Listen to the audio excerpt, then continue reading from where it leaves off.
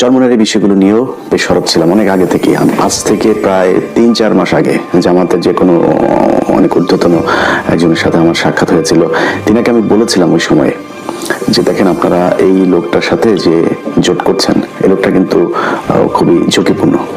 তো ওনাকে আমি ঝুঁকিপূর্ণ যে কারণে বলেছিলাম সেটা হচ্ছে যে 2016 অথবা 17 ওই সময়ের দিকে, আমি সালটা ভুল করতে পারি, তারেক রহমানের সাথে এই চরমোনাই পীর সাহেবের মালয়েশিয়াতে একটা বৈঠক হওয়ার কথা ছিল। এবং সেই বৈঠকটা ঠিক একদিন আগে তারেক রহমান বা বিএনপির পক্ষ থেকে সেটা ক্যান্সেল করা হয়েছিল।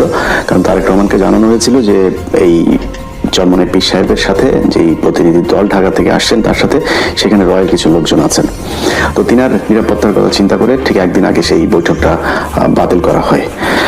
তো আমি তারপর থেকে ধরেন তাদের ব্যাপারে খুব সাবধান, এবং গত 15 বছরের আপনি চরমোনাইয়ের যে অবস্থাটা যদি দেখেন, জামাত ইসলাম সহ হেফাজতের অনেক নেতাদের উপর অনেক নির্যাতন অত্যাচার এগুলো হয়েছে, কিন্তু চরমোনাই এই পীর সাহেবের এদের উপরে কোনো সমস্যা হয়নি। এরা দাপিয়ে বেরিয়েছে। মাঝখানে একটা সময় তো আপনার এই যে মাহফিল টাফিল যে সময়টাতে মিজানুর রহমান আজহারীকেও দেশ থেকে বের করে দেওয়া হলো এই চরমোনাই পীর সাহেব।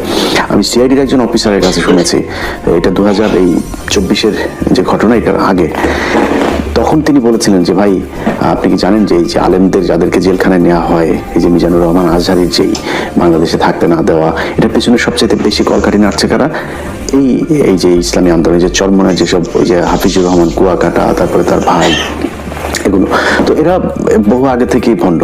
এবং সবচাইতে বড় যে স্পর্শকাতর বিষয় সেটা হচ্ছে যে ভারতের সাথে তাদের যে সংযোগের অভিযোগ আছে সেটা অনেক গুরুত্বপূর্ণ বিষয়।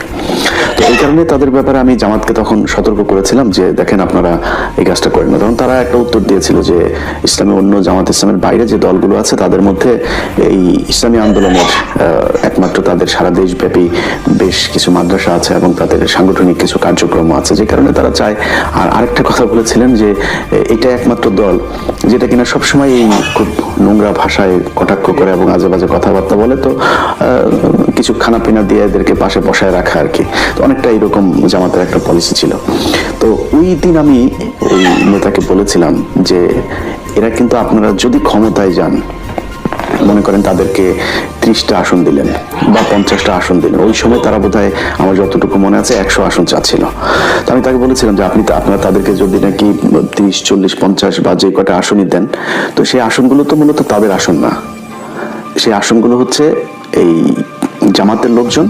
তারা তাদেরকে আসন দিলে জামাতের প্রার্থী সেখানে বসে যাবেন, বসে গিয়ে তাদের পক্ষে ভোট করবেন, অর্থাৎ জামাতের ভোটগুলোই চরমোনাই পাবে তখন। এখন আপনি তাদেরকে